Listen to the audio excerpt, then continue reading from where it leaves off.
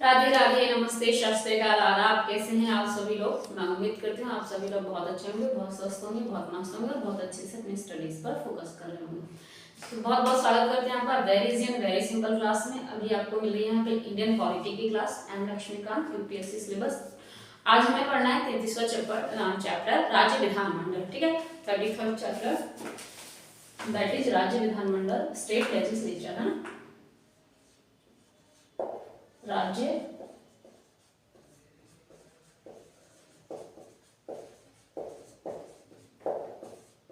ठीक है, state legislature. आपको पता है कि जो जैसे राज्य है, जो भी राज्य है हमारे पास 28 राज्य फिलहाल, है ना। 28 राज्यों में क्या होता है, राज्य विधानमंडल ऑब्वियसली की होती है और इस राज्य विधानमंडल की एक प्रभावी और केंद्रीय भूमिका होती है ना।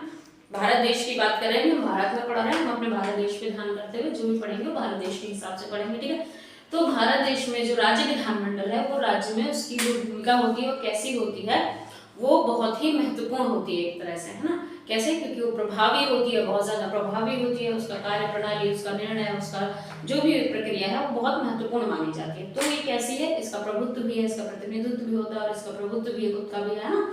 और ये क्या है, बहुत अच्छे से कार्य प्रणाली करती है, तो इसकी वजह से बहुत ज्यादा महत्वपूर्ण है, बहुत महत्वपूर्ण है इसका रोल है ना। इसकी भूमिका, इसका गठन, संरचना, सब कुछ कार्यकाल सब कुछ भी पढ़ेंगे। अच्छा, अगर हम स्टार्टिंग जैसे बाकी चैप्टर्स में करते हैं तो हम ये पहले जान लेते हैं कि अनुच्छेद में, किस अनुच्छेद में भारत के संविधान में किस भाग में कहाँ इसकी बात की गई है। तो इसकी भाग 6 में, अनुसंधान के हमारे संविधान के भाग 6 में कुछ अनुच्छेद हैं, जैसे 168 से लेकर 212 तक, उनमें इसके विषय में बात की गई। तो हम लिख लेते हैं कि इनकी बातें कहाँ कहाँ की गई है, भाग 6 में। ठीक है, कौन कौन से अनुच्छेद में? 168 से 212 तक। ठीक है, किसकी बात है? हमारे संविधान में भाग 6 भाग 6 अनुच्छेद 168 से लेके 212 तक किसकी बात की गई है? हमारे स्क्रीन में दिक्कत आ रही है क्या कोई? ठीक है, लिखिए भाग 6 में अनुच्छेद 168 से लेके 212 तक किसकी बात की गई है? राज्य विधानमंडल में जैसे उसका संगठन कैसा है, उसका खुद का गठन भी कैसा है, या फिर उसका कार्यकाल कैसा है, ये सारी चीजें कैसी हैं, कहाँ पे लिखी हुई हैं, ये सारी चीजें आपके अनुच्छेद 168 से लेके 212 तक में मिलेंगी। ठीक है, तो क्या क्या चीजें हैं हम पढ़ लेते हैं। राज्य विधानमंडल का गठन, है ना,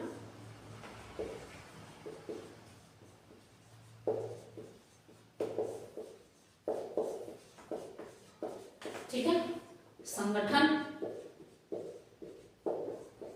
कार्यकाल, है ना, विशेषाधिकार,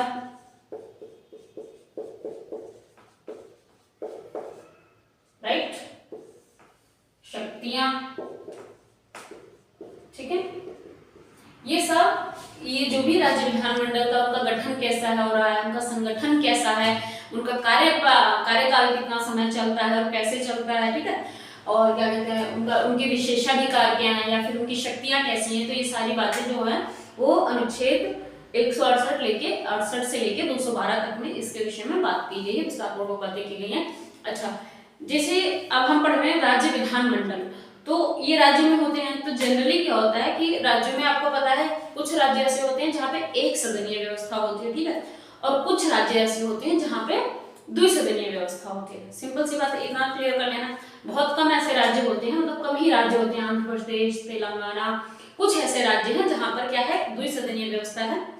बाकी देशों में, बाकी राज्यों में क्या होता है, एक सदनीय व्यवस्था होती है। ठीक है, तो ज्यादातर राज्यों में क्या है, अधिकतर राज्यों में या फिर ज्यादातर राज्यों में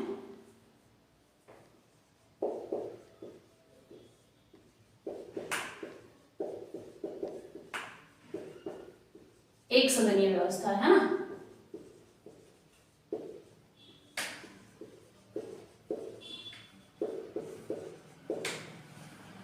और कुछ राज्यों में कैसी व्यवस्था है, कुछ राज्यों में द्विसदनीय व्यवस्था है ना। Is it clear? चलिए, अच्छा, जैसे एक राज्य जो एक सदनीय व्यवस्था है तो उसमें क्या क्या होता है, देखिए उसमें क्या होता है, राज्यपाल होता है, राज्य विधानमंडल जो होगी, जो एक सदनीय राज्य विधानमंडल है उसमें एक आपके राज्यपाल होंगे, एक आपके राज्यपाल होंगे, दूसरी क्या होगी, विधानसभा होगी। ठीक है, राज्यपाल और विधानसभा किसमें पाए जाएंगे, जिसमें कि आपकी एक सदनीय व्यवस्था होगी। द्विसदनीय व्यवस्था में क्या होगा, आपके राज्यपाल होंगे, आपकी विधानसभा होगी और क्या होगी, उसमें विधान परिषद भी होगी। ठीक है, तो एक सदनीय व्यवस्था में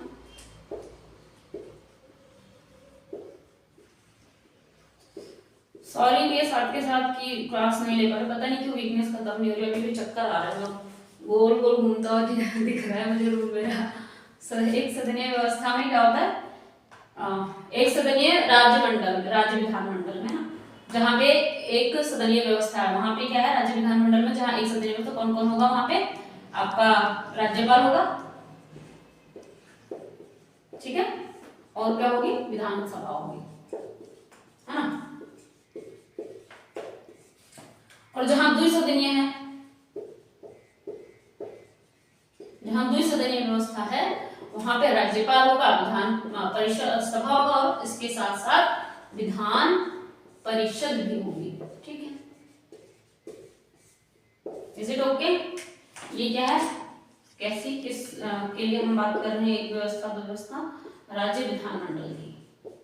ठीक है, ऐसा राज्य विधानमंडल जहां एक सदनीय व्यवस्था है वहां पे राज्यपाल होंगे, वहां पे विधानसभा होगी, और ऐसा राज्य विधानमंडल जहां पे द्विसदनीय व्यवस्था है ना, ऐसे राज्य विधानमंडल जहां पे क्या है, आपकी द्विसदनीय व्यवस्था है, उसमें आपकी राज्यपाल होंगे, विधानसभा होगी और विधान परिषद होगी, दो जने होगा, एक पर जो विधान परिषद है वो एक्स्ट्रा है इसमें एक सदनीय से। ठीक है, अच्छा, जो विधान परिषद है और जो विधानमंडल है ये क्या है, सदन है ना, जैसे हमारे केंद्र में है आपके राज्यसभा है, लोकसभा है ना, उच्च सदन, निम्न सदन और बतेरे नामों से जाना जाता है, लोअर हाउस, अपर हाउस है।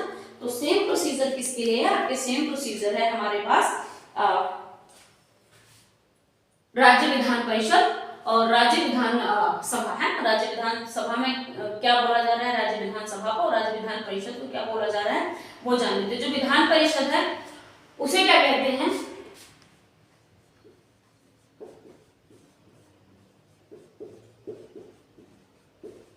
विधान परिषद उच्च सदन है ना, अपर हाउस। ठीक है, और क्या क्या कहते हैं इसको, वरिष्ठ लोगों का सदन है ना, वरिष्ठतम सदन या वरिष्ठ लोगों का सदन है ना। ठीक है, आपका जो विधानसभा है ये क्या है, निम्न सदन है ना, लोअर हाउस, लोअर हाउस, निम्न सदन, और इसे लोकप्रिय सदन भी कहा जाता है। ठीक है, याद रखना आप लोग, जो आपका विधान परिषद है उसे आपका उच्च सदन बोला जाता है, ठीक है, और वरिष्ठों का सदन भी बोला जाता है, और जो विधानसभा है उसे निचला सदन या लोकप्रिय सदन बोला जाता है।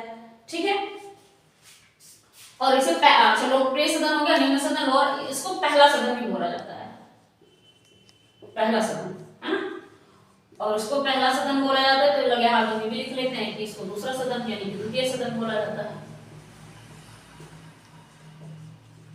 ठीक है, विधान परिषद जो है इसे उच्च सदन बोला जाता है, अपर हाउस बोला जाता है, वरिष्ठतम सदन बोला जाता है और द्वितीय सदन बोला जाता है। ठीक है, ये किसकी बात हो रही है, ये हमारे विधान परिषद की बात हो रही है। विधानसभा को क्या है, निम्न सदन, जैसे इंग्लिश में लोअर हाउस बोल दोगे, लोकप्रिय सदन है, लोकप्रिय सदन बोला जाता है, और क्या बोला जाता है इसको, लोकप्रिय सदन हो गया, निम्न सदन हो गया, लोअर हाउस और पहला सदन। ठीक है, पहला सदन भी इसे ही बोला जाता है। ठीक है, ये बात समझ आ गई, क्लियर है, कोई दिक्कत कोई परेशानी मेरे हिसाब से नहीं होगी, अगर है तो please share with me, I will try to resolve it.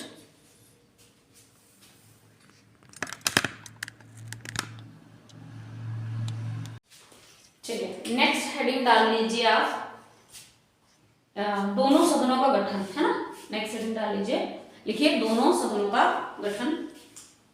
मैं ही डाल देती हूँ पहले हेडिंग तो, ठीक है।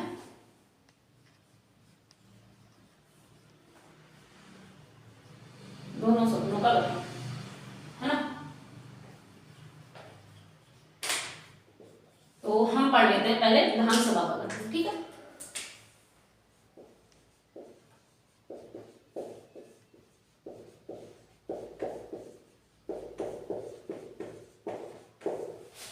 विधानसभा विधान परिषद की बात हो रही है यहाँ पे। दोनों सदनों का मतलब यही है, एक तो विधान सभा और एक विधान परिषद, है। तो अब फिलहाल हम किसके गठन की बात कर लेते हैं, विधानसभा के गठन की बात कर लेते हैं। तो इनका गठन हो रहा है, कैसे गठन होता है, क्या क्या इनका आधार बन रहा है ना। विधानसभा तो बन रही है तो उनका आधार क्या क्या बन रहा है। देखिए उनके सदस्य संख्या क्या, सदस्य संख्या तो पहले होनी ही चाहिए ना कि कितने सदस्य होंगे जो आपके इस विधानमंडल में आएंगे, है ना, विधानसभा में शामिल होंगे। तो इनकी अधिकतम संख्या तय की गई है 500, ठीक है। अगर हम संख्या से बात करते हैं कि संख्या कितनी होनी चाहिए, हम हेडिंग डाल देते हैं विधानसभा का गठन में क्या क्या होना चाहिए। संख्या चाहिए पहली बात, है ना, ठीक है। संख्या में आपको पता है कि जो अधिकतम संख्या है वो 500 रखी गई है और न्यूनतम संख्या 60 रखी गई है।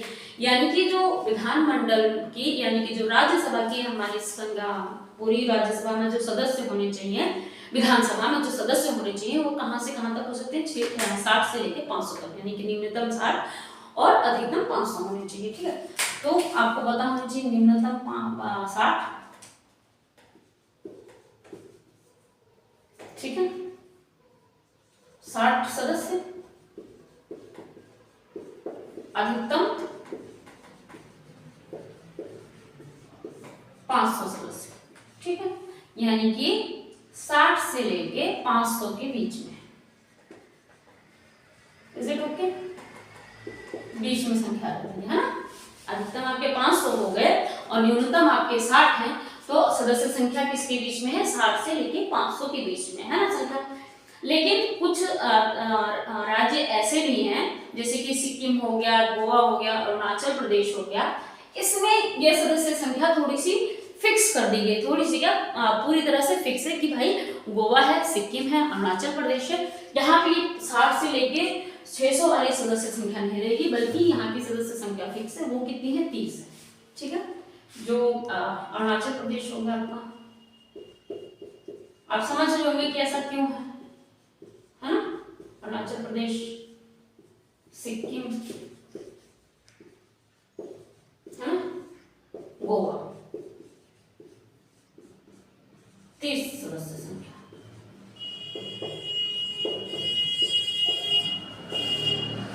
कोई दिक्कत या परेशानी कुछ समझने में आ रही हो तो मुझे बता दीजिए। अरुणाचल प्रदेश हो या गोवा हो या सिक्किम हो, यहाँ पे क्या है, सदस्य संख्या कितनी तय की गई है, 30, है ना। मिजोरम में कितनी तय की गई है, कुछ जो स्टेट हैं जिनमें ये बात लागू नहीं होती है ना, तो मैं उनके लिए स्पेसिफिकली अलग से लिखवा रही हूँ। मिजोरम में कितनी है, मिजोरम में 40 है सदस्य संख्या, है ना। आपको इन जनरल आपको पता होना चाहिए कि जो आपकी विधानसभा है उसका गठन कैसा है, विधानसभा में कितने लोग होने चाहिए। तो विधान संगठन में आपके 60 से 500 तक के बीच में लोग होने चाहिए, सदस्य होने चाहिए। लेकिन जैसे कि अरुणाचल प्रदेश हो गया, सिक्किम हो गया या फिर गोवा हो गया, यहाँ पे सदस्य संख्या 30 होगी, और अगर मिजोरम है तो वहां पे 40 होगी। यहीं पे अगर नागालैंड आ जाता है तो उसमें 46 होगी, है ना।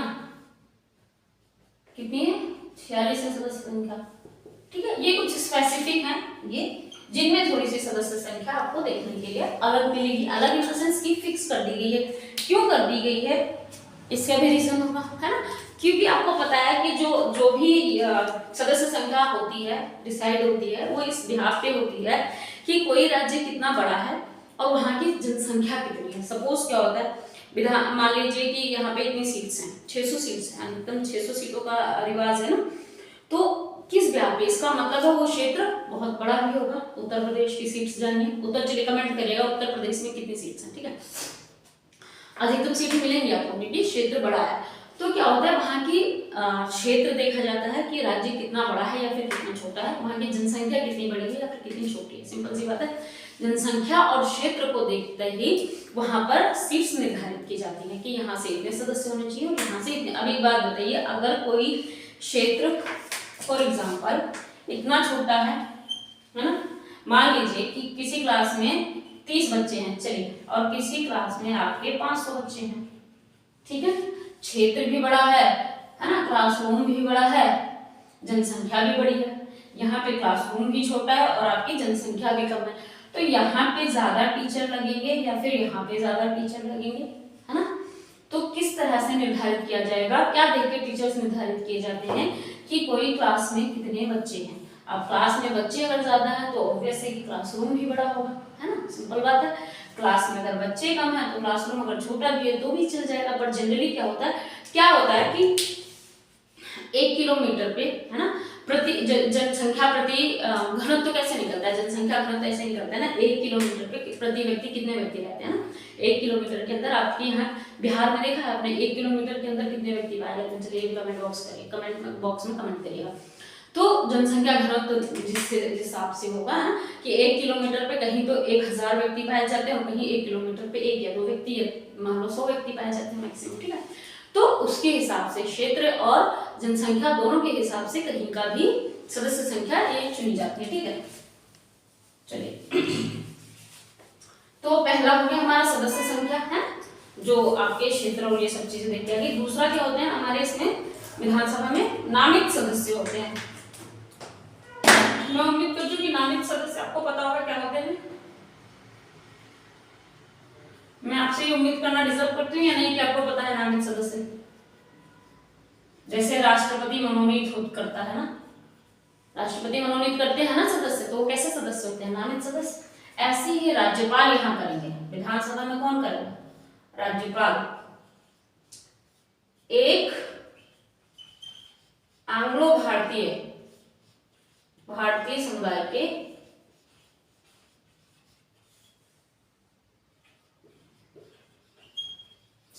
का सदस्य मनोनीत करेंगे, ठीक है,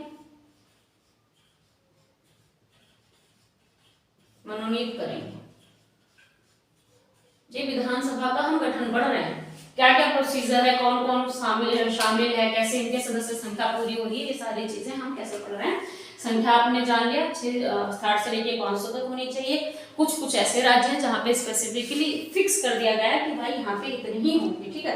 इसमें परिवर्तन हो सकते हैं, क्या है, राज्य जनगणनाएं की जाती हैं, है ना, जनसंख्या पता करने के लिए जनगणनाएं करी जाती है, फिर उसके हिसाब से अनुमान लगाया जाता है और जो उनके प्रोसीजर है उसको निभाते हुए, उसको करते हुए, क्रियान्वित करते हुए फिर वहां की सदस्य संख्या तय की जाती है, ठीक है।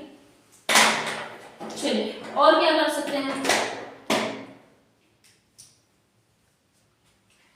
आपको पता है कि इसमें आरक्षित अनुसूचित जाति या फिर जनजाति के लिए भी कुछ आरक्षण है ना, कि वहां के सदस्य हैं तो उनकी कम से कम 1 सदस्य 2 सदस्य जैसे भी है, अगर वो राज्य वैसा है जहाँ जनजातीय क्षेत्र आते हैं नहीं आते हैं जो भी है, तो एक इसमें ऐसे भी आएगा अनुसूचित जाति और जनजाति के लिए स्थानों का आता है ना, क्योंकि मेरे हिसाब से जनजाति और स्थानीय जनजाति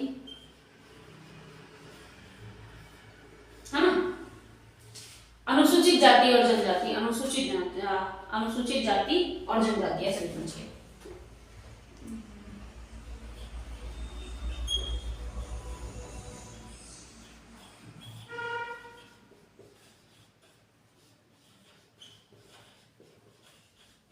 ठीक है, इनके लिए भी क्या है, इनके लिए सीट्स का एक तरह से आरक्षण किया गया है ना, जानते हो आप सभी लोग। अब तो महिलाओं के लिए भी आरक्षण हो जाता है, प्रधानी में कितने सालों से आरक्षण चल रहा है, स्त्रियों को दे दिया था ना आरक्षण, तो सभी लोगों ने क्या किया, अपने अपने धर्म पत्नियों को बना दिया प्रधान, है। कौन प्रधानी अपना छोड़ेगा, तो प्रधान की बीवी प्रधान हो गई, है ना, सिर्फ नाम के लिए प्रधान हो गई, काम कौन कर रहा है, आज भी पति लोग करते हैं, है ना, आदेश कौन निकाल रहे हैं, पति लोग निकाल रहे हैं, ठीक है। तो ये आरक्षण के चलते ही हुआ था ना, हमने आरक्षण दे दिया था कि यहाँ पे महिला ही इस बार प्रधानी का चुनाव लड़ेगी, प्रधान बनेगी। तो लोगों ने क्या किया, पति लोगों ने अपनी अपनी धर्मपत्नियों को प्रधानी का चुनाव लड़वा दिया, ठीक है। और फिर उससे क्या हो गया, वो बन गई प्रधान। पर कैसे लोगों को बर्दाश्त हो जाएगी, स्त्री के हाथ में सत्ता है, नहीं बर्दाश्त होती है स्त्री के हाथ में सत्ता। तो क्या है, सत्ता तो पुरुष के हाथ में है, बस नाम के लिए प्रधान कौन बन गया है, उनकी महिलाएं, उनकी स्त्रियां, उनकी वाइफ या जो भी है, ठीक है। अच्छा, एक और बात बतानी थी इसमें मुझे कि जब ये 1950 में हमारा संविधान बना था ना, तब क्या डिसाइड हुआ था कि ये चीज 50 में ये सिर्फ 10 वर्ष के लिए बनाया गया था, यानी कि 1960 तक, ठीक है। 10 वर्ष के लिए बना था ये वाला रूल, ठीक है, ये याद रखना। वैसे तो ये क्वेश्चन कौन ही आपसे पूछेगा कि नामित सदस्य वाली जो प्रोसीजर थी वो कितने साल के लिए बनी थी, बट अगर इनकेस आपको पता होना चाहिए कि जो संविधान बना था 1950 में, तो 1950 से 10 सालों के लिए ये बनाया गया था कि 10 साल तक ये प्रोसीजर चलेगी, उसके बाद बंद कर दिएगा। वो 10 साल थे, तो 1960 में खत्म हो जाने थे वो 10 साल है। लेकिन अब क्या हुआ था, हर 10 साल बाद 10 साल के लिए ये चीज बढ़ा दी जाती है। तो 2020 में भी 2020 तक बढ़ी, दिख गया, स्क्रीनशॉट ले लीजिएगा, ठीक है। तो हर 10 साल के लिए ये चीज जो है बढ़ा दी जाती है। अब हम पढ़ लेते हैं, विधानसभा का गठन हो गया, किसी और का भी तो गठन कराना है, हमारे पास है ना, दोनों का गठन कराना है, ठीक है। इसमें ये वाली चीज के लिए भी सेम प्रोसीजर है, जाति जनजाति के लिए भी और इसके लिए भी, ठीक है। 10 साल के लिए इस वाले को भी बढ़ाया गया था और 10 साल के लिए इसको भी बढ़ाया गया था, ठीक है। चलिए अब हम अच्छा एक बात बताया मैंने आपको कि जो विधानसभा का गठन होता है इसमें प्रत्यक्ष चुनाव होते हैं, ये नहीं बताया मैंने शायद, हाँ चलो बता देती हूँ। इसमें क्या होता है, प्रत्यक्ष चुनाव होता है, व्यस्त मताधिकार होता है, यानी कि ठीक है, ये इंपॉर्टेंट बात ही रहेगी, प्रत्यक्ष चुनाव, ठीक है, व्यस्त मताधिकार द्वारा।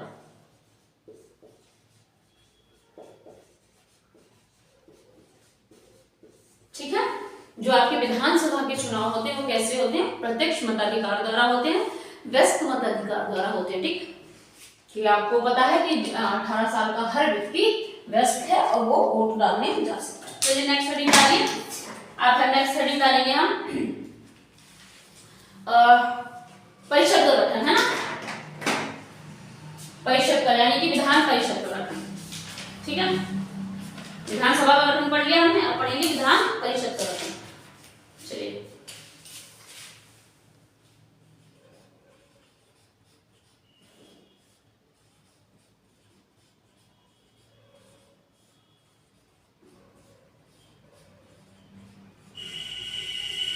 ठीक है, विधान परिषद का गठन हेडिंग डाल ली। तो सबसे पहली बात आप इसमें ये समझ लीजिए, थोड़ा सा इसका ऑपोजिट कर लीजिए कि आपको पता है कि जो विधानसभा में चुनाव हुए हैं वो कैसे हो गए हैं, वो हुए हैं आपके प्रत्यक्ष, है ना, व्यस्त मताधिकार के द्वारा। तो विधान परिषद में तुरंत थोड़ा सा कुछ उल्टा कर दीजिए। वो उल्टा क्या करेंगे आप, हैं, क्या इच्छा उल्टा करने की आप फटाक से, प्रत्यक्ष चुनाव को हम बदल देते हैं अप्रत्यक्ष चुनाव में। हमने नहीं बदला, ये तो ऑटोमेटिकली संविधान के तहत ही बदला हुआ, हम तो सिर्फ लिखने में बदलेंगे कि दोनों सदनों में जो विधानसभा का गठन है वो विधानसभा का जो वहां पे चुनाव होते हैं वो प्रत्यक्ष होते हैं व्यस्त मताधिकार द्वारा, जबकि जो आपका विधान परिषद है यहाँ पे क्या प्रोसीजर, अप्रत्यक्ष, अप्रत्यक्ष चुनाव। इज इट ओके, ठीक है। कैसा चुनाव है यहाँ पे, अप्रत्यक्ष चुनाव, है ना।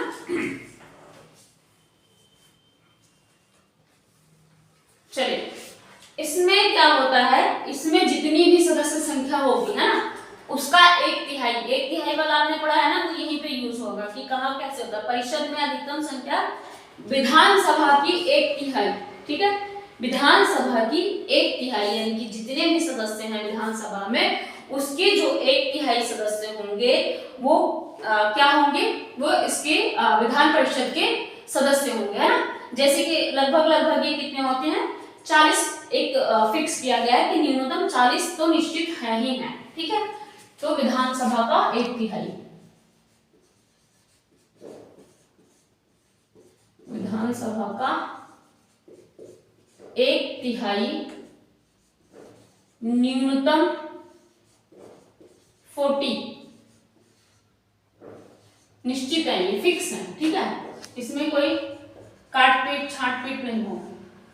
आई बात समझ, विधानसभा का 1/3 न्यूनतम 40 निश्चित है, ठीक है। क्या है ये संख्या, हेडिंग डाल देना, मैंने हेडिंग निकाली ना। अप्रत्यक्ष चुनाव है, ठीक बात है, लेकिन संख्या है ना, वहां पे हमने जैसे संख्या डाली है वैसे यहाँ पे भी संख्या हेडिंग डाली है, डाल दी संख्या हेडिंग। अब क्या है यहाँ पे, 1/3 सदस्य, न्यूनतम 40 फिक्स है ना, कि 40 से कम मत करना, 40 से कम नहीं होंगे, ठीक है। 40 तो होंगे ही होंगे, न्यूनतम की बात है, यानी कि कम से कम, ठीक है। चलिए अभी मैंने फुल डिस्प्ले कर दिया, आप लोग स्क्रीनशॉट ले लीजिए, इसको लेना है, कर लिया। तो ये बात समझ आ गई ना कि अगर जितने भी सदस्य आपके विधानसभा में हैं, उसके 1/3 सदस्य आपके कहाँ होने चाहिए, विधान परिषद में होने चाहिए, और होते भी और होंगे भी, ठीक है। तो आपको समझ, एक तरह से आपको ऐसा नहीं लग रहा है कि जो विधान परिषद के सदस्य हैं वो किस पे डिपेंड हो रहे हैं, वो विधानसभा के सदस्य पे हो रहे हैं? जी हाँ, बिल्कुल हो रहे हैं, क्योंकि अगर विधानसभा में 100 सदस्य हैं तो 1/3 यहाँ पे आ जाएंगे, वहां 200 है तो 60 से 70 लोग यहाँ पे आ जाएंगे, 1/3 आने हैं ना। तो 1/3 सदस्य यहाँ पे, लेकिन वो न्यूनतम कम से कम 40 तो होने ही चाहिए, यानी कि यहाँ पे 100 सदस्य खाली तो नहीं हो सकते हैं, 100 होंगे तो भी 1/3 40 नहीं हो सकता है, यानी कि वैसे तो आपको पता ही है कि वहाँ पे 60 से लेके 500 तक की सदस्य संख्या निर्धारित की गई है। तो ये बात सही है कि जो विधान परिषद है वो ऑलमोस्ट विधानसभा की सदस्य संख्याओं पर निर्भर करता है। क्यों? क्योंकि जितनी सदस्य संख्या विधानसभा की होगी उसकी 1/3 कहाँ हो जाएगी, उसकी 1/3 आपके विधानसभा में होगी। अच्छा, अब इसमें एक और बात है कि विधान परिषद में जैसे यहाँ पे भी था, कुछ नामित सदस्य थे, ऐसे ही कुछ नामित सदस्य आपके मन में आ रहे होंगे कि भाई विधान परिषद में भी होने चाहिए, है ना। ये तो आपको पता चल गया कि यहाँ पे कैसा चुनाव है, यहाँ पे प्रत्यक्ष चुनाव है, यहाँ पे अप्रत्यक्ष चुनाव, यहाँ के जो सदस्य हैं उसके 1/3 सदस्य यहाँ पे आ जाएंगे। अब इसमें नामित सदस्य क्या क्या मतलब है कि जो विधान परिषद के कुल सदस्य है ना, उसमें से 5/6 का जो टोटल सदस्य होंगे उसमें 5/6 का तो अप्रत्यक्ष चुनाव के तहत आ जाएंगे, और जो बाकी बचेंगे 1/6 उनको राज्यपाल नामित कर देगा, ठीक है। तो 5/6 अप्रत्यक्ष चुनाव द्वारा, ठीक है,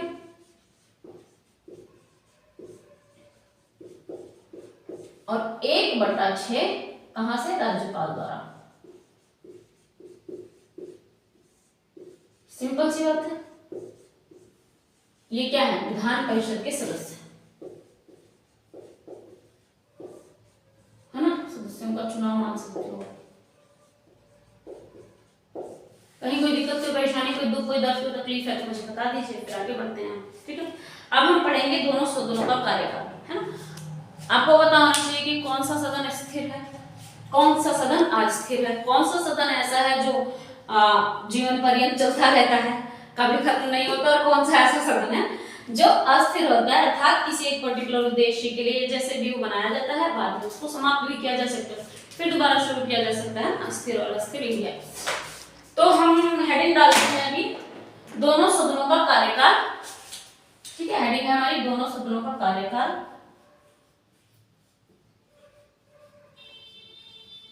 दोनों सदनों का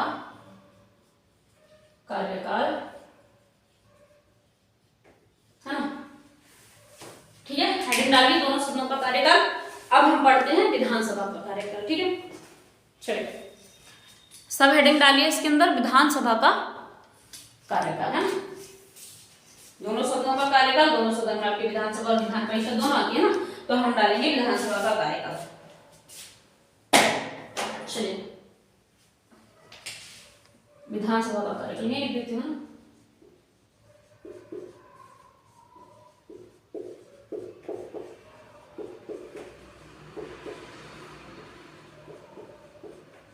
ठीक है, कोई कंफ्यूजन तो नहीं हो जाएगी। ये इधर का ही है ना, उधर ना चले जाना तुम। ठीक है, विधानसभा का कार्यकाल। आपको पता है कि जो लोकसभा है वो कैसा सदन है? क्या आपने सुना है कि लोकसभा निरंतर चलता रहता है? ऐसा सदन है लोकसभा कि वो निरंतर चलता रहता है? मैंने तो नहीं सुना। मेरे हिसाब से तो लोकसभा निरंतर चलने वाला सदन नहीं है ना। और अगर लोकसभा निरंतर चलने वाला सदन नहीं है तो आप कैसे उम्मीद कर सकते हो कि आपकी विधानसभा जो होगी वो निरंतर चलने वाले सदन में होगी? नहीं होगी ना। सिंपल से क्या समझ है आपको बताओ?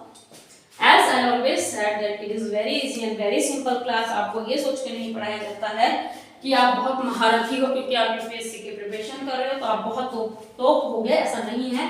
हम ये सोच के पढ़ाते हैं कि हो सकता है आपकी पढ़ाई में काफी गैप हो गया हो सकता है आपने इस सब्जेक्ट को इतना अच्छे से नहीं पढ़ा हो, और हो सकता है ये सब्जेक्ट आपका ऑप्शनल भी हो। ठीक है, तो हमारा प्रयत्न है, हमारी जो कोशिश है वो यही है कि आपको ज्यादा से ज्यादा समझ आए। तो हम उस हिसाब से पढ़ाते हैं कि आपको डीपली घुस जाए आपके दिमाग में, है ना। ऐसे थोरोली खाली पढ़ा दूं, सब कुछ लाइन टू लाइन लिखवा दूं तो वो सब मुझे लगता है वेस्ट हो जाएगा, क्योंकि वो इतना लेंथी हो जाएगा कि आपके दिमाग में इतना कंट्रोल नहीं कर पाओगे, इतना स्टोरेज नहीं है ना। चलिए, तो ये मेरा वे है पढ़ाने का कि आपको अच्छे से समझ है और आपको याद रह जाए। बाकी अगर आपको कहीं कुछ दिक्कत परेशानी लग रही होगी तो कमेंट बॉक्स में सजेशन दीजिएगा, हम उसको रिजॉल्व करेंगे, कोशिश करेंगे और इसको अच्छा बना सकें। ठीक है, चलिए, तो हमने हेडिंग डाल दी दोनों सदनों का कार्यकाल, जिसमें कि आपके विधानसभा का कार्यकाल की बात हो रही है। विधानसभा का कार्यकाल कैसा है आपका? निरंतर नहीं है, निरंतर चलने वाला नहीं है। ठीक है, मैंने एग्जांपल दिया ना, जैसे लोकसभा है वो भी निरंतर चलने वाला नहीं है। ठीक है, सदन नहीं है, ऐसा बोल सकती हूँ, है ना। आप लिख सकते हो लोकसभा, अगर आपको पहले से नहीं पता था तो मैं बता देती हूँ, लिख लीजिए, है ना। क्यों, क्या होता है, ये कैसे सदन होते हैं? मान लीजिए जब सरकार बनती है, जब नेतागण चुने जाते हैं तो लोकसभा कितने साल के लिए फिक्स हो जाती है? 5 साल के लिए, है ना। तो कैसी बैठक होती है? जब बन जाती है सरकार तो पहली बैठक होती है, जब दूसरी सरकार आने वाली होती है तो इसकी अंतिम बैठक होती है। ऐसा नहीं है कि पहली और अंतिम बैठक ही हुई, मैंने बताया आपको एक एग्जांपल की तरह, इसमें तो बहुत सारी बैठकें होती हैं। ठीक है, तो पहली और अंतिम बता रही हूँ कि जब सरकार बनी उसके बाद एक पहली बैठक हुई, और जब सरकार हटने वाली है, दूसरी सरकार आने वाली है, चुनाव होने वाले हैं क्योंकि 5 साल तक होती है, तो एक अंतिम बैठक भी होती है। ठीक है, और बीच में तो बैठकें होती ही रहती हैं। तो मतलब कहने का मतलब है कि इनकी पहली बैठक कब होगी? जब ये सरकार में आ गए, और अंतिम बैठक कब होगी? जब दूसरी सरकार आने वाली है। ठीक है, तो इनकी पहली और अंतिम बैठक हमें पता चल गया, है ना। अब जो हमारी विधानसभा होती है, जैसे ही लोकसभा जैसे 5 साल के लिए है, ऐसी ही विधानसभा का क्या सीन है कि जैसे ही ये समाप्त होगा आपकी विधानसभा ऑटोमेटिक समाप्त हो जाएगी। ठीक है, विधानसभा ऑटोमेटिक यानी खुद से, यानी कि स्वतः समाप्त हो जाएगी। कैसे?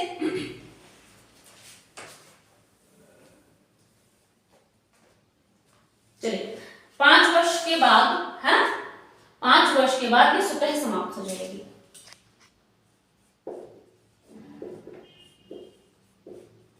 पांच वर्ष के बाद यह स्वतः समाप्त हो जाएगी। स्वतः मतलब ऑटोमेटिक, खुद से।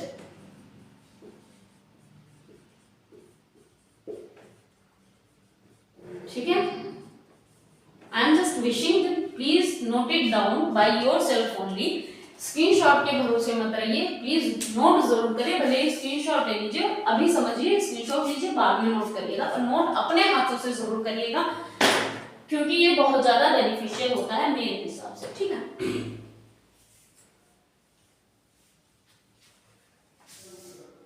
चलिए, 5 वर्ष के बाद ये स्वतः समाप्त हो जाएगी। लेकिन एक चीज और लिख लीजिए कि जब तक ये समाप्त विघटित नहीं भी हुई है ना, तो बीच में राज्यपाल इसको विघटित कर सकता है। राज्यपाल इस बात के लिए ऑथोराइज्ड है कि बिना कार्यकाल समाप्त हुए भी राज्यपाल इसको विघटित कर दे। ठीक है, बिना कार्यकाल समाप्त हुए, है ना, कार्यकाल कितने समय का? 5 वर्ष। ठीक है, समाप्त हुए भी राज्यपाल इसे विघटित कर सकता है। ठीक है, विघटित कर सकता है ना।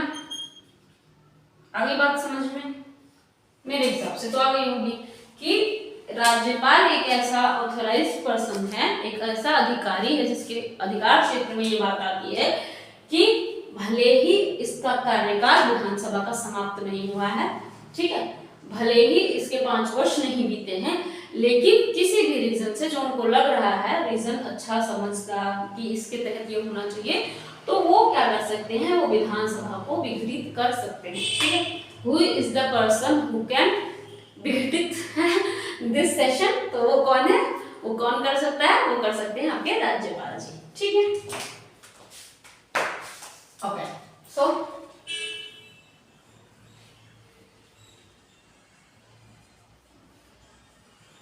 अच्छा, आपको आपातकाल वाली भी सीरीज में पढ़ा देते हैं ना। आपने सुना होगा कि आपातकाल के समय क्या होते हैं, वक्त यानी कि इनका कार्यकाल जो है बढ़ा दिया जाता है ना, 1 साल के लिए। पहले तो 1 साल के लिए बढ़ाया जाता है, लेकिन कई बार 1 साल के लिए बढ़ाया जा सकता है। एक बार में सिर्फ 1 साल के लिए बढ़ाया जाता है कार्यकाल, हम पहले भी पढ़ चुके हैं इस विषय में, लेकिन कई बार कई सालों के लिए बढ़ाया जा सकता है। कहने का मतलब एक एक करके आप 10 बार बढ़ा दो इस कार्यकाल को। जनरली क्या होता है, आपातकाल में चुनाव नहीं हो पा रहा है, सब ठीक चीजें नहीं चल रही है, तो किसी भी प्रकार का आपातकाल हो सकता है ना, वित्तीय आपातकाल हो, कैसे भी आपातकाल, तो उस समय क्या है, चुनाव करने का संभावना नहीं बन पा रही है, तो जो कार्यकाल चल रहा है उसी को 1 साल के लिए आगे बढ़ा दिया गया। ठीक है, 1 साल तक, ये एक बार में सिर्फ 1 साल के लिए बढ़ा सकते हो, लिख लो उसको, 1 साल में, एक बार में सिर्फ 1 साल के लिए कार्यकाल बढ़ सकता है, और कई बार एक साल करके कई सालों के लिए बढ़ाया जा सकता है। ठीक है, अब चाहे 10 बार बढ़ा दो, 10 बार एक साल के लिए बढ़ाओगे तो बढ़ तो गया ना 10 साल के लिए, नहीं मतलब कई सालों के लिए बढ़ा सकते हो, पर एक बार में सिर्फ 1 साल के लिए बढ़ाओगे। ठीक है,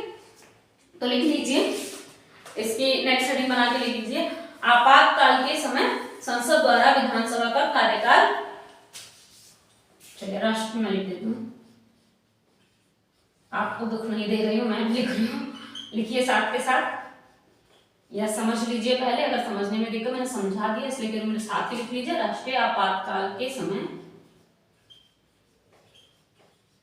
संसद द्वारा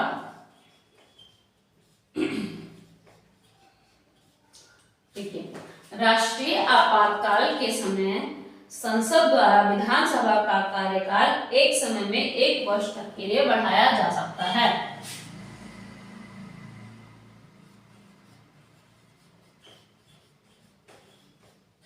विधानसभा का कार्यकाल एक समय में, यानी कि एक बार में 1 वर्ष के लिए बढ़ाया जा सकता है।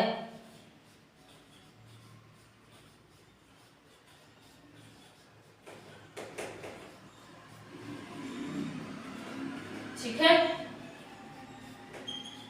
समझ आ गई आपको या नहीं है? राष्ट्रीय आपातकाल लग गया मानो, है, तो आप क्या करेगी, संसद क्या करेगी, विधानसभा के कार्यकाल को एक और समय 1 साल के लिए बढ़ा देगी, एक बार में 1 साल के लिए, और कई बार में, मतलब कई बार वो बढ़ा सकती है 1 साल के लिए। ठीक है,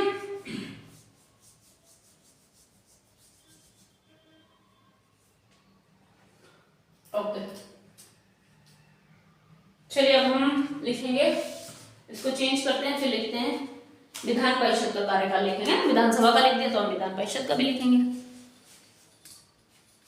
अच्छा, अगर ये लिखना चाहो कि आपातकाल पूरा होने के बाद कितने समय के लिए रह सकता है, तो 6 महीने के लिए रह सकता है ये सिर्फ, है ना। जैसे आपातकाल का समय जो पूरा हो गया है, तो आपातकाल खत्म होने के 6 महीने के बाद विधानसभा का दोबारा निर्वाचन होगा। ठीक है, लिख देती हूँ मैं, आपातकाल खत्म होने के बाद,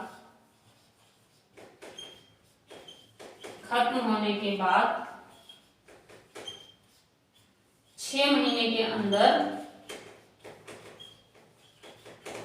या भीतर दोबारा विधानसभा का चुनाव होगा।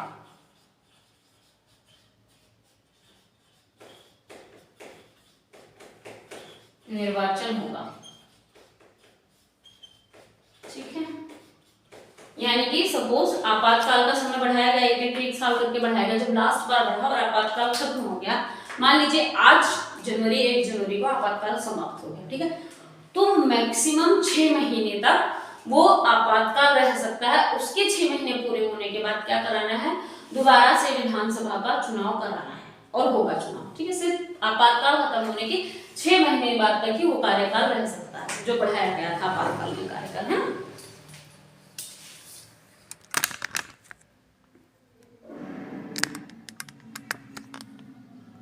अब हेडिंग डालेंगे हम, अभी विधानसभा का कार्यकाल पढ़ लिया ना हमने, तो अब पढ़ेंगे विधान परिषद का कार्यकाल, ठीक है। हेडिंग डालती हूँ मैं, विधान परिषद का कार्यकाल। हेडिंग डालिए मेरे साथ साथ आप लोग, विधान परिषद का कार्यकाल।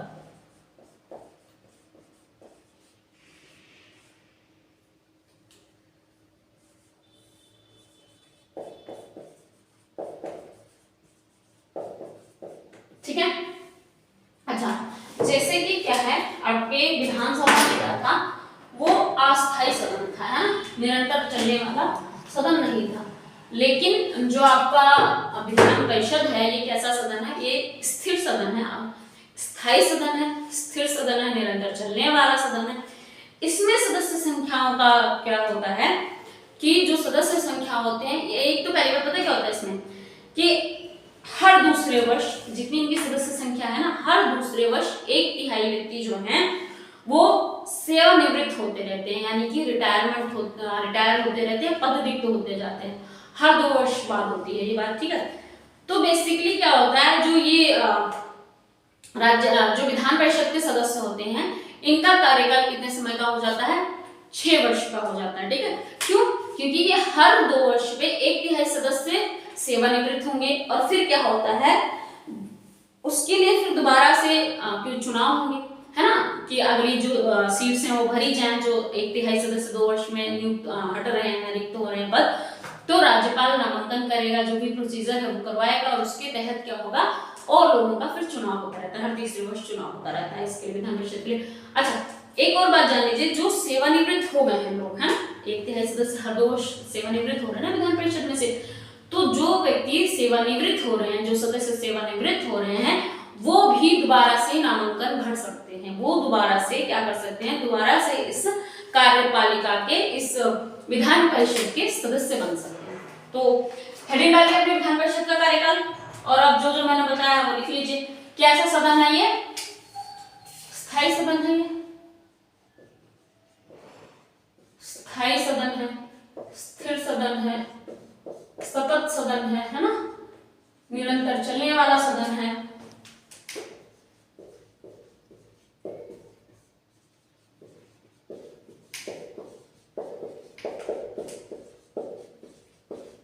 ठीक है, स्थायी सदन है, निरंतर सदन है, निरंतर चलने वाला सदन है।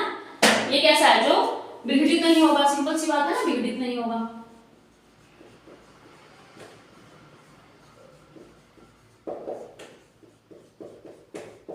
सदस्य संख्या इसकी कैसी होगी, हर 2 वर्ष पे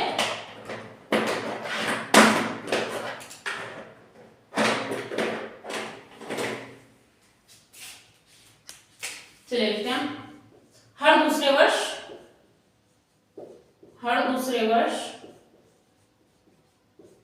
1/3 सदस्य सेवानिवृत्त होंगे, सेवानिवृत्त होंगे। Is it okay, am I clear, ठीक है। हर दूसरे वर्ष 1/3 सदस्य सेवानिवृत्त होंगे, यानी कि हर सदस्य 6 वर्ष के लिए होगा, वर्ष के लिए होगा, है ना, यानी कि इसका कार्यकाल जो है, कार्यकाल कितना है इसका, 6 वर्ष, है ना, ठीक है, इसी की बात है, 6 वर्ष, ठीक है। अच्छा, हर तीसरे वर्ष नए सदस्यों के लिए चुनाव होंगे, हर तीसरे वर्ष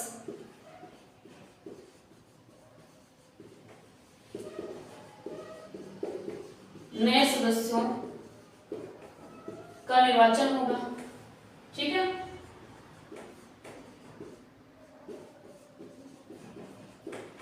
एक और बात लिख लीजिए इसके साथ, सेवानिवृत्त सदस्य, मैंने बता दिया है पहले, एक्सप्लेन करा दिया, इसलिए बस लिख करो। ठीक है, ये मत बोलिए कि बता रही, बता चुका पहले। ठीक है, सेवानिवृत्त सदस्य जो है आपका दोबारा नामांकन भर सकता है। ठीक है, अगर आपसे पूछा जाए कि क्या सेवानिवृत्त सदस्य दोबारा नामांकन भर सकता है विधान परिषद का, तो आपका आंसर होगा हाँ जी हाँ, बिल्कुल भर सकता है। ठीक है, चलिए अब हम पढ़ेंगे राज्य विधान मंडल की नियुक्तियां कैसे होती हैं, यानी कि उनकी क्या अहर्ता, विधानमंडल में जो भी सदस्य होते हैं वो क्या क्या कार्य कैसे होते हैं जब उनका चुनाव विधानमंडल के उसके लिए होता है, और क्या उनमें ऐसी कमियां होती हैं, निर्भरताएं होती हैं जिनके तहत उनका चुनाव इसमें नहीं होना चाहिए, वो इसके सदस्य नहीं हो सकते। तो चलिए आप हेडिंग डालिए राज्य विधानमंडल की सदस्यता। ठीक है, हेडिंग क्या है, राज्य विधानमंडल की सदस्यता।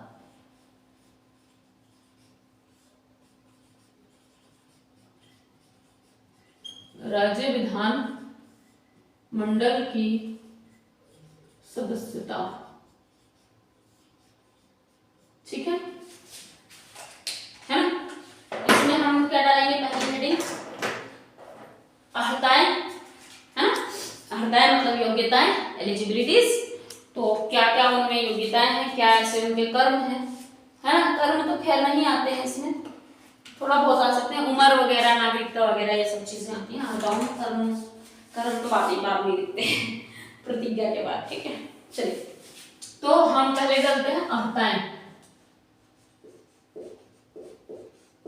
अहर्ताएं क्या क्या है और निहर्ताएं भी पढ़ेंगे। अहर्ताएं क्या क्या होनी चाहिए, वह क्या होना चाहिए, सबसे पहले एक व्यक्ति जो भी भारत देश का कुछ भी बन रहा है, प्रधानमंत्री, राष्ट्रपति, राज्यपाल, उपराज्यपाल, उपराज्यपाल कुछ नहीं होता है, राष्ट्रपति, उपराष्ट्रपति, प्रधानमंत्री, लोकसभा सदस्य, ये है सबसे पहली कंडीशन क्या होती है, उसे भारत का नागरिक होना चाहिए या नहीं। विधानसभा का नागरिक होना चाहिए।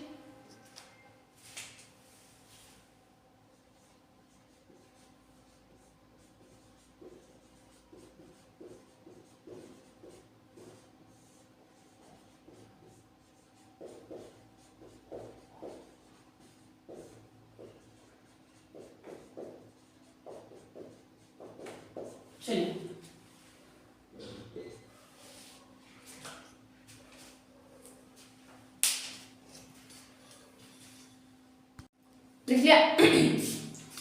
उसे विधानसभा का नागरिक होना चाहिए, है ना, किसको, जो भी विधानमंडल का सदस्य हो रहा है वो कैसा, क्या व्यक्ति होना चाहिए, वो भारत देश का नागरिक होना चाहिए। शिट, लग रहा है हमने कैमरा हिला दिया, बच गया।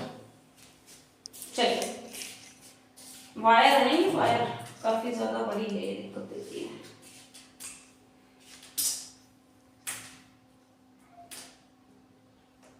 चलिए ठीक है, विधानसभा का क्या आया, भारत देश का नागरिक, विधानसभा का नागरिक नहीं, विधानसभा का नागरिक कौन होता है, उसे भारत का नागरिक होना चाहिए। ठीक है, उम्र क्या होनी चाहिए, विधानसभा के लिए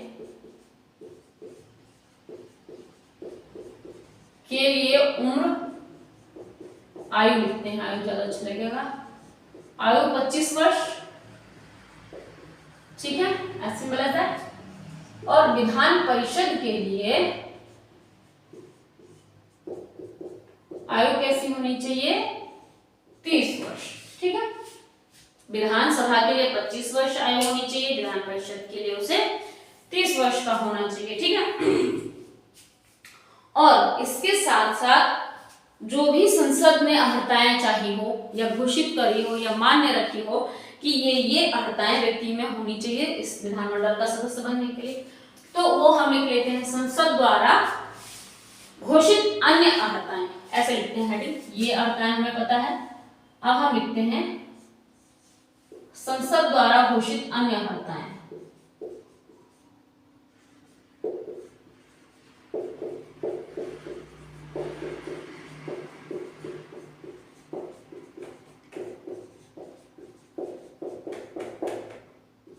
ठीक है, संसद ने क्या क्या अर्हताएं निकाली हैं ऐसी।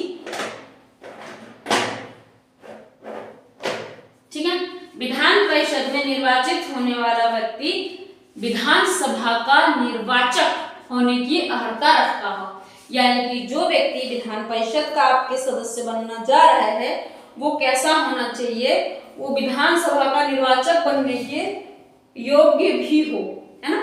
अगर वो इस योग्य है, विधानसभा का निर्वाचक बनने योग्य है, तो वो व्यक्ति विधान परिषद का सदस्य बनने योग्य भी होगा, है ना। ये किसने बोला है?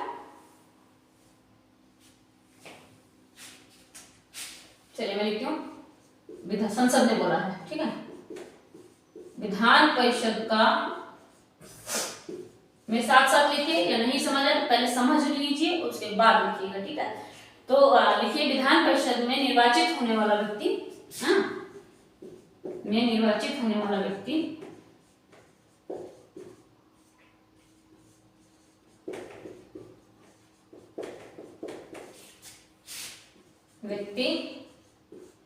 विधानसभा के निर्वाचक योग्य हो, के योग्य हो, है ना। अगर वहां का निर्वाचक हो सकता है तो वो विधान परिषद का भी सदस्य बन सकता है।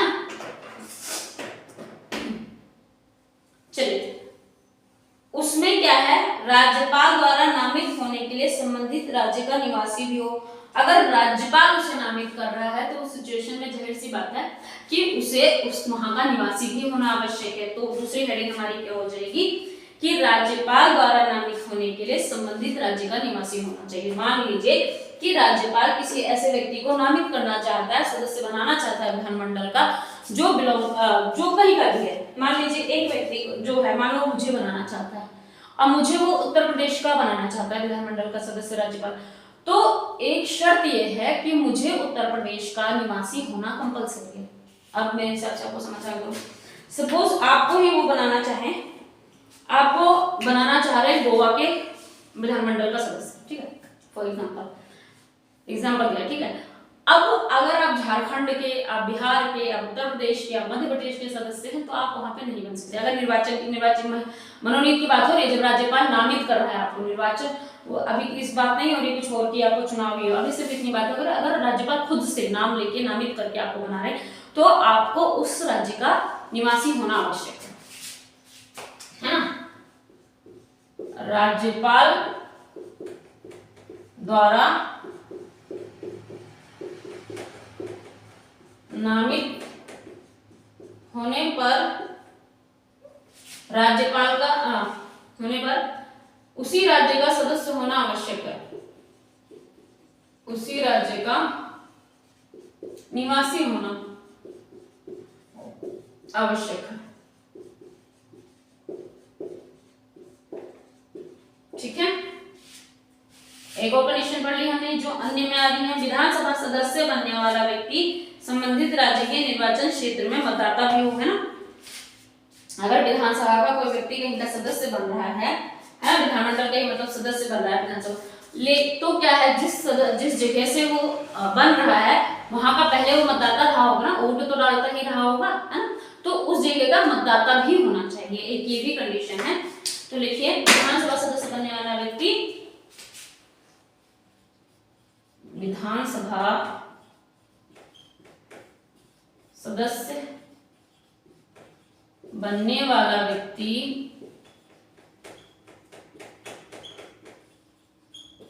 उस क्षेत्र का मतदाता होना चाहिए, उस क्षेत्र का मतदाता होना चाहिए। अच्छे से पढ़ लीजिएगा इसको, ठीक है, बहुत काम आएगा ये, बहुत सारे क्वेश्चंस इसमें आ सकते हैं। ठीक है, कई सारे क्वेश्चंस इसी से एलिजिबिलिटी से ही बन रहे हैं, अर्हताएं से ही बहुत सारे क्वेश्चंस बन जा रहे हैं ना। अच्छा एक बात और, अगर किसी को अनुसूचित जाति या अनुसूचित जनजाति का सदस्य बना रहे हैं, यानी कि जैसे रिजर्वेशन मिलती है, ऐसा समझाते हैं, जैसे कि रिजर्वेशन मिली हुई है कि इतनी सीट्स अनुसूचित जाति और जनजाति के लिए है, तो वहां पे जो उस रिजर्वेशन की सीट लेने वाला व्यक्ति होगा वो अनुसूचित जाति और जनजाति से ही होना चाहिए। ठीक है, तो लिख लीजिए मतलब अनुसूचित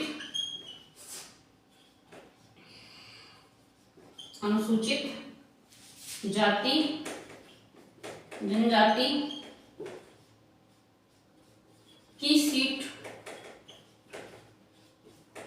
पर अनुसूचित जाति और जनजाति का ही सदस्य होना चाहिए। मतलब अगर जो ऐसी सीट्स हैं जो अनुसूचित जाति या जनजाति है, तो उन सीटों पर वही व्यक्ति चुनाव लड़ सकता है या वहां बन सकता है विधानमंडल का सदस्य जो कि खुद वो अनुसूचित जाति या फिर अनुसूचित जाति का हो। इसके अलावा और कोई व्यक्ति उस सीट के लिए नहीं बन सकता, यानी कि अनुसूचित जाति जनजाति का सदस्य होना चाहिए यदि वह अनुसूचित जाति या फिर जनजाति के सीट के लिए चुनाव लड़ता है। सिंपल सी बात है। अब हम पढ़ेंगे निर्हरताएं, अयोग्यताएं, उसके लिए हमें इसको चेंज करना पड़ेगा, तो हम कर देते हैं चेंज, है ना। चलिए अब हेडिंग डालिए निर्हरताएं, यानी कि अयोग्यताएं। क्या मतलब ऐसी चीजें होंगी जिनकी वजह से वो विधानमंडल का सदस्य नहीं बन सकता है, तो हम हेडिंग डालते हैं निर्हरताएं।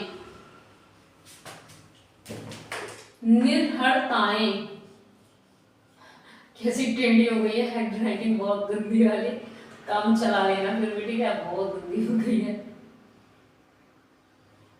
अब मैंने लिख दिया, मैं मिटा नहीं रही उसको, ठीक है, समझ जाना इसी से। चलिए पहले अगर आपने पढ़ा है, जो मैं आपको पहली लाइन पढ़ाती हूँ हमेशा योग्यताओं में, ठीक है, क्या पढ़ा है मैंने कि वो भारत का नागरिक होना चाहिए, आंख बंद करके लिखो, ठीक है। तो हम पहली बात यहाँ क्या लिख देंगे, वह भारत का अगर नागरिक ना हो, भारत का नागरिक ना हो, अगर नागरिक नहीं है तो क्या हो जाएगा, अयोग्य हो जाएगा, है ना। दूसरा क्या हो, पागल या दिवालिया ना हो, है ना,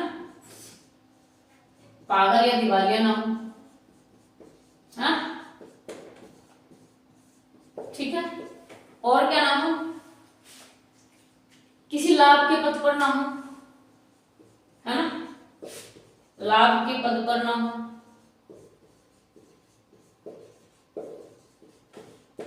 ठीक है। किसी संविधान को तोड़ने के चक्कर में कभी इसने संविधान को क्या क्या हो, अपमानित किया हो, कुछ उसके लिए गलत किया हो, संविधान में जो लिखा है उस चीजों को नहीं फॉलो किया हो, उसके तहत संविधान में उसको गलत माना गया या दोषी माना गया हो ना, संविधान ने किसी कृत्य के लिए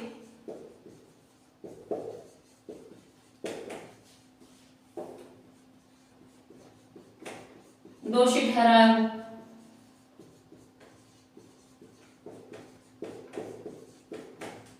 संविधान के अपमान के लिए, बेसिकली, है ना, संविधान के अपमान के लिए। वो कृत्य कैसा होना चाहिए, वो कृत्य ऐसा होना चाहिए जिसने क्या किया हो, संविधान का अपमान किया हो, है ना। और क्या कर सकते हैं, कुछ और है, ये तो कुछ वैसी निर्भरता होंगी जो संविधान के अनुसार है ना। और इसके अलावा, है ना, इसके एक अधिनियम बना था, जनप्रतिनिधि अधिनियम 1951, ये तो क्या है, संविधान के तहत है, संविधान के अनुसार। मैं देखती हूँ यहाँ पे,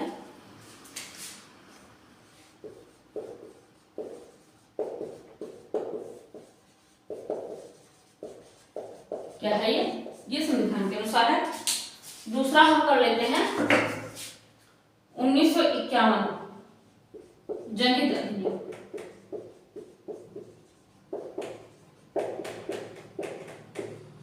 ठीक है। जनहित अधिनियम के तहत क्या हो, भ्रष्टाचार में लिप्त पाया गया हो अगर व्यक्ति,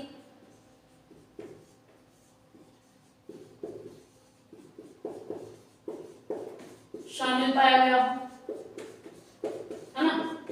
अगर वो व्यक्ति भ्रष्टाचार में शामिल पाया गया है, भ्रष्टाचारित वो हो चुका है, ऐसा आचरण उसका दिखाई मालूम हुआ है, दोषी ठहराया गया है, वो दोषी हो गया, यानी कि दोषी सिद्ध हो गया हो जरूर, है ना, खाली शक के बिहाफ पे नहीं होता है, दोषी सिद्ध हो चुका हो, उस सिचुएशन में है क्या है वो इस अधिनियम के तहत उसे क्या बोला जाएगा, निर्भर योग्य हो जाएगा विधानमंडल का सदस्य बनने के लिए, ठीक है।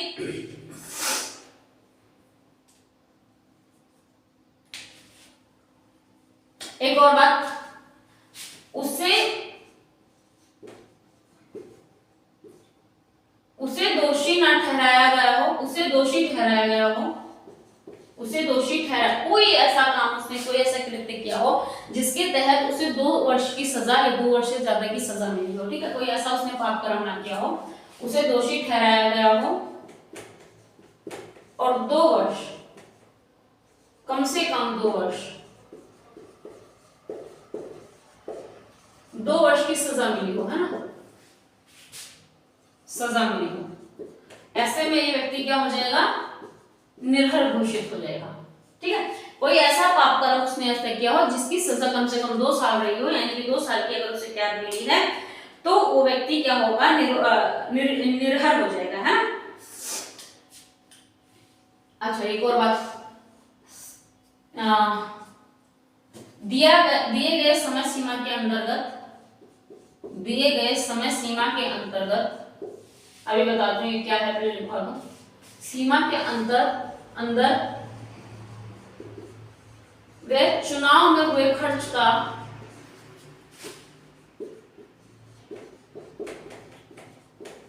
का विवरण ना दे पाया हो, है ना।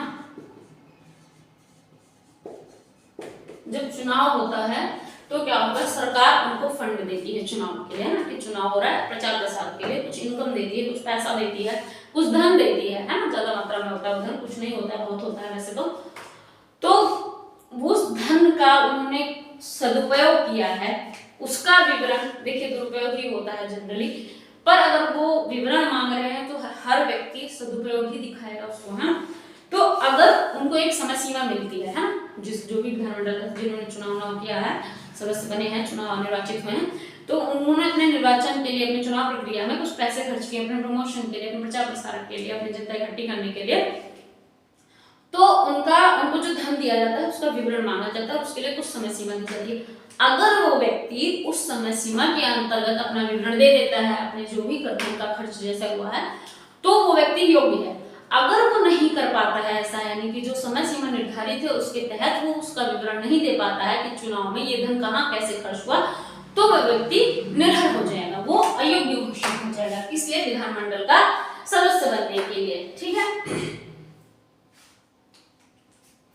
और भी क्या हो सकता है, अगर उसे सरकारी काम में रुचि ही ना हो भाई, है ना, सरकारी काम में, ठेके में, है ना, सरकारी ठेके में, सरकारी काम में रुचि ही ना हो, तो क्यों, जब उसे सरकारी किसी काम में रुचि ही नहीं है तो व्यक्ति समझेगा ना कि ये क्यों आ रहा है, सिर्फ पैसा कमाने आ रहा है या तो ऐसा कुछ है ना,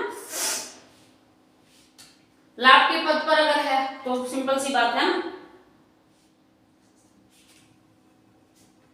अगर विश्वासघात के कारण, अगर सरकार से विश्वासघात के कारण, है ना, विश्वासघात के कारण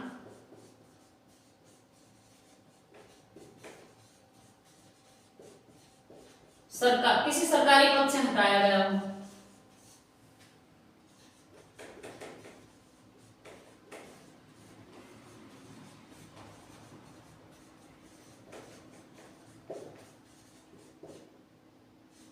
अगर उसने कोई ऐसा काम किया है जो कैसा माना जाएगा, जो सरकार के साथ विश्वासघात माना जाएगा, ठीक है, और उस विश्वासघात के तहत वो जिस भी, मान लीजिए मैं एक एग्जांपल देती हूँ, इनकम टैक्स की बात करती हूँ, मैं इनकम टैक्स में जॉब करती हूँ तो मैं उसका एक एग्जांपल देती हूँ। सपोज ऐसा हो, कई बार न्यूज आपने सुनी होगी ना, ऐसा सुनने में आता है कि लोग रिश्वत लेते हुए पकड़े गए हैं, तो सरकारी व्यक्ति है, जो इनकम टैक्स ऑफिसर सरकारी व्यक्ति है, वो रिश्वत लेते हुए, करप्शन करते हुए पकड़ा जा रहा है, सरकार के साथ क्या है, विश्वासघात है। सरकार का तो क्या है काम, सरकार ने आपको ऑथराइज किया है कि आप जितना टैक्स हो रहा है उसको वसूल करिए, ठीक है, और वो सरकार के खाते में डालिए। वो टैक्स सरकार के खाते में ही जाता है, बेसिकली कोई व्यक्ति खुद अपने हाथों से ऑफिसर नहीं डालता है। तो सरकार के साथ क्या हुआ, वो विश्वासघात हो गया। अब वो पकड़ा जाता है और उस पद से हटा दिया जाता है, ठीक है। तो ऐसी सिचुएशन में क्या वो विधानमंडल का सदस्य बनने की योग्य है? आपका आंसर होना चाहिए बड़ा सा ना, नहीं, वो व्यक्ति विधानमंडल का सदस्य बनने के योग्य नहीं है, ठीक है। चलिए एक और ये पढ़ते हैं कि कैसे अयोग्य हो सकता है, दल बदल के आधार पर निर्भर हो सकता है वो व्यक्ति, है ना। हेडिंग डालिए, दल बदल के आधार पर निर्भर, दल बदल के आधार पर, हेडिंग डालिए, निर्भर, ठीक है, डाल दी हेडिंग, दल बदल के आधार पर निर्भर।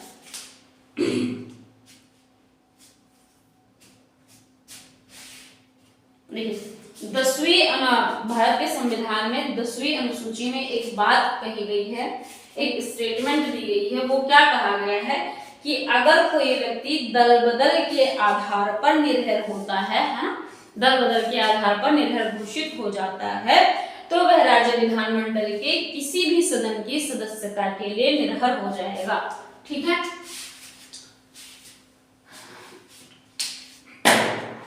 संविधान की 10वीं अनुसूची,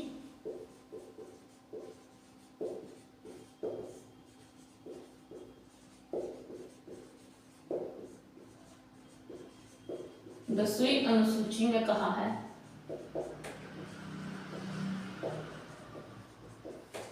यदि कोई व्यक्ति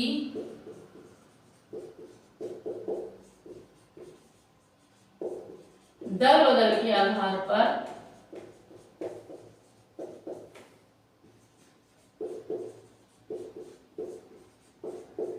निर्भर घोषित होता है,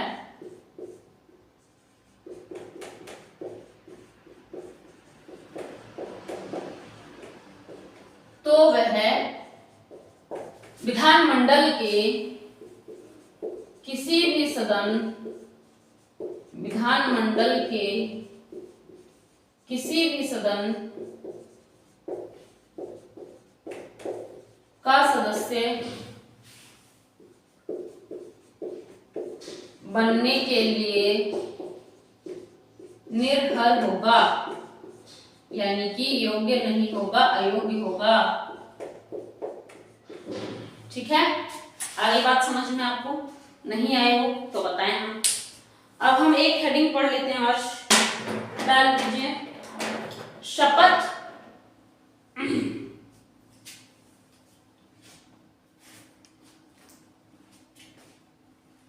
अच्छा नहीं, खत्म करते हैं क्या इस चैप्टर को।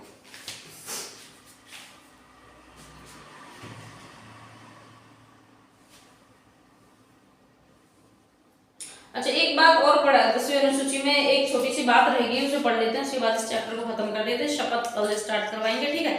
10वीं अनुसूची में एक छोटी सी बात रहेगी, वो बात क्या है, 10वीं अनुसूची के तहत यदि निर्भरता का मामला उठे तो विधान परिषद के मामले में सभापति एवं उपसभापति, है ना, सभापति हो या विधानसभा के मामले में अध्यक्ष हो, आपको पता है ना कि अध्यक्ष कहाँ होते हैं, और विधान परिषद में कौन होता है, विधान परिषद में आपके होते हैं सभापति, है ना, और विधानसभा में, विधान परिषद में होते हैं सभापति, विधानमंडल में होते हैं आपके अध्यक्ष।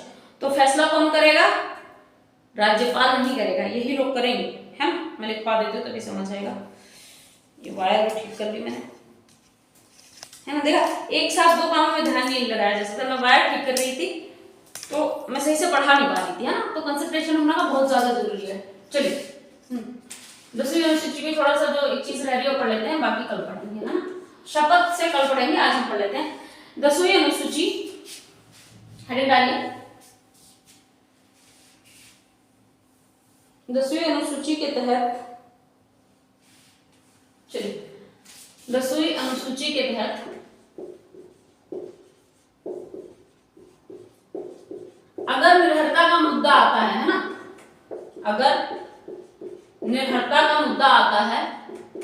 मामला आता है, मुद्दा आता है ना, तो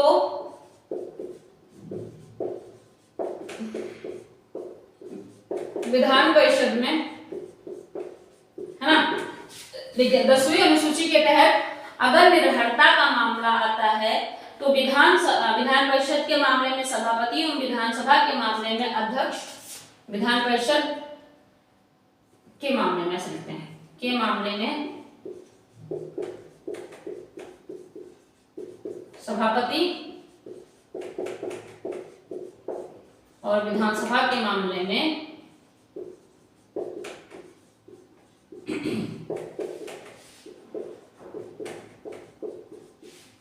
अध्यक्ष, है ना, यानी कि राज्यपाल नहीं, यहाँ पे राज्यपाल नहीं निभाएंगे अपना विशेषाधिकार, नहीं रहेगा राज्यपाल का। विधान परिषद के मामले में सभापति जी को, विधानसभा के मामले में आपके अध्यक्ष जी को फैसला करना होगा, ठीक है, फैसला करेंगे। कौन नहीं करेगा यहाँ पे? राज्यपाल नहीं करेंगे। तो अगर ऑप्शन आ जाए आपके पास कि 10वीं अनुसूची के तहत दल बदल के आधार, चलिए एक क्वेश्चन मैं दे देती हूँ। 10वीं अनुसूची के तहत दल बदल के आधार पर किसी व्यक्ति को निर्भर घोषित करने के लिए, वो व्यक्ति विधान परिषद भी करते थे, विधान परिषद का सदस्य होने पर, है ना, निर्भर है विधानसभा के लिए, विधान परिषद के लिए, तो उसको अयोग्य घोषित या फिर उस पर फैसला कौन करेगा? ऑप्शन दे देते हैं, विधान सभापति, अध्यक्ष और आपके राज्यपाल जी। तो क्योंकि हम राज्यपाल का बड़ा योगदान पढ़ रहे हैं इसमें, राज्य पे वैसे जब से पढ़ रहे हैं तो राज्यपाल, लेकिन जो ये कंडीशन है, इस कंडीशन में फैसला कौन करेगा? आपके विधान परिषद में सभापति जी फैसला देंगे। 10वीं अनुसूची में निर्भर घोषित होने पर, 10वीं अनुसूची में निर्भरता का क्या कारण है? दल बदल के आधार पर निर्भर घोषित करना विधानमंडल के सदस्य को बनने के लिए। तो और अगर विधानसभा की बात है तो वहां पे अध्यक्ष जी हैं, लेकिन राज्यपाल जी का यहाँ पे रोल नहीं है। सिंपल सी बात है, नहीं समझ आया होगा मुझे कमेंट करिएगा, मैं दोबारा समझाऊंगी। अगर आ गया है तो बहुत अच्छी बात है, ठीक है। 1992 में उच्चतम न्यायालय ने ये व्यवस्था की थी, लिखवा दूं। 1992 में उच्चतम न्यायालय ने ये व्यवस्था की थी। अब ये ब्लैक बोर्ड जितना बचा इसको तो भरना है ना। 1992 में उच्चतम न्यायालय ने ये व्यवस्था की थी, तो जितना जितना खाली नहीं छोड़ेंगे, इसको पूरा लिखा के व्यवस्था की थी, ठीक है। 1992 में उच्चतम न्यायालय ने ये व्यवस्था दी थी कि सभापति अध्यक्ष का फैसला न्यायिक समीक्षा की परिधि में आता है, या सभापति करें चाहे अध्यक्ष जी फैसला करेंगे, वो न्यायिक परीक्षा में आएगा, ठीक है। तो 1992 में उच्चतम न्यायालय ने व्यवस्था दी कि सभापति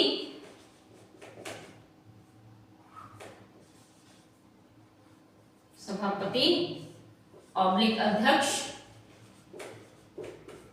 का फैसला न्यायिक परिधि में आएगा, ठीक है, न्यायिक परिधि में आएगा। Is it okay?